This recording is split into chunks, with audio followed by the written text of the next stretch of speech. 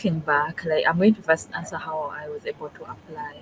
I shared my whole journey. It was really a long one on YouTube on my channel, Take Over with Sumaiya. But I applied once and I automatically went through. Wow.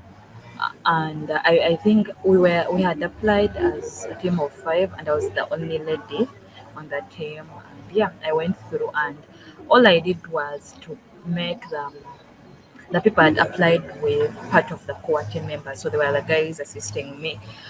And we were able to do a lot of stuff. We were able to accomplish a lot, I can say. We ran Flutter study jams. They don't teach Flutter in my university, so we were able to do that.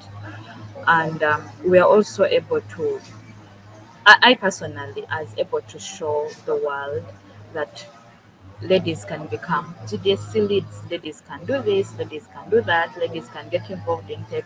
I honestly believe I've inspired more people because ever since then, ever since our term, I've seen more ladies get involved.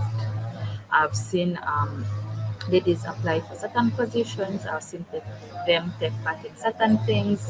I've seen them reach out to me. Like I've honestly seen a change compared to the way it used to be. And the other thing I can say that we were able to do was people got to know about GDSC, given that our term was. Partially physical, partially virtual because we were in a lockdown. We tried as much as we could to involve everyone, and yeah, we tried to publicize the club, and at least each one, at least almost all students around my university know about GDSC.